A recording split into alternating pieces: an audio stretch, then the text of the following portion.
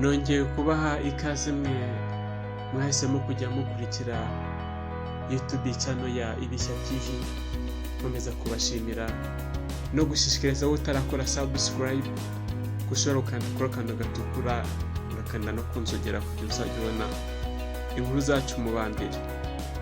Nuko tujya tugeza amakuru atandukanye arimo aya politiki, ubuzima, imyidagaduro, siporo n'andi atandukanye.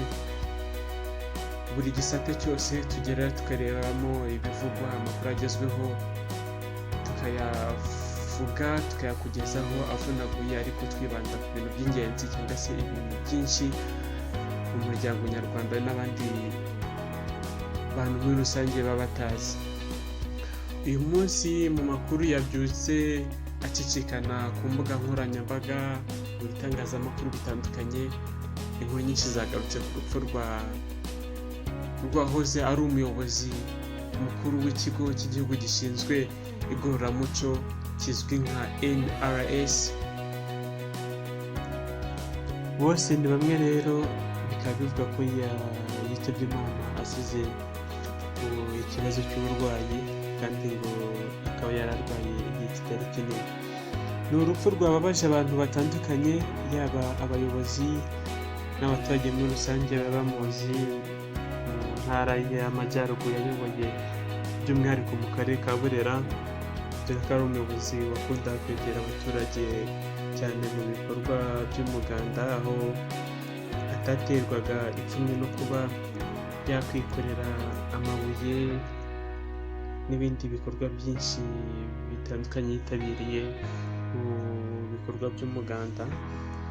Mu bayobozi bagize icyo bamuvugaho gisa nk'ubuhamya cyangwa se ibigwi bya nyakwigendera Bose ni bamwe Aime, harimo umuyobozi w'intara y'Amajyaruguru uzwi nka Gatabazi Jean Marie Vianney cyangwa se Gatabazi Jean, aho anyuze ku rukuta rwa Twitter ye yatangaje amagambo akomeye avuga ko agaragaza ko Bose ni bamwe ari umujyanama ndetse hari abantu benshi yafashije muri myaka 15 ishize mu rwego rw'ubujyanama, kandi hari abantu benshi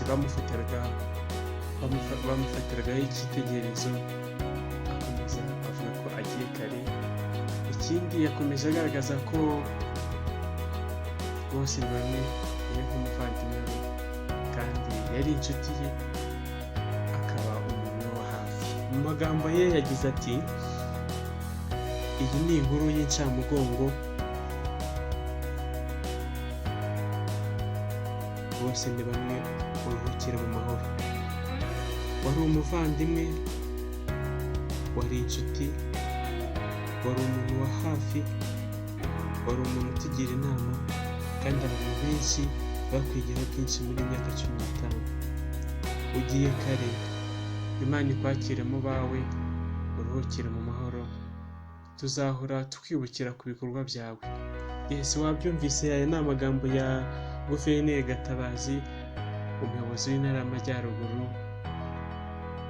aho yavuga byinshi kuri nyakwigendera cyangwa se Bose ni bamwe Aime wamaze gutabaruka azize ikibazo cyangwa se azize uburwayi, nubwo indwara nyamukuru itagaragara mu bitangazamakuru cyangwa se itari yatangazwa. Mu bandi bagiye bagaragaza byinshi kuri Bose ni bamwe Aime harimo abakomoka mu karere ka Burera, aho benshi bagaragaje ku mbuga nkoranyambaga ko bamwibukira cyane ukuntu yitabiraga umuganda atiganda. Urabibona mu mafoto uburyo yikoreye amabuye, uburyo afasha abaturage gusunika, kwikorera ibiti no gusunika imishyitsi n'ibindi bigiye bitandukanye.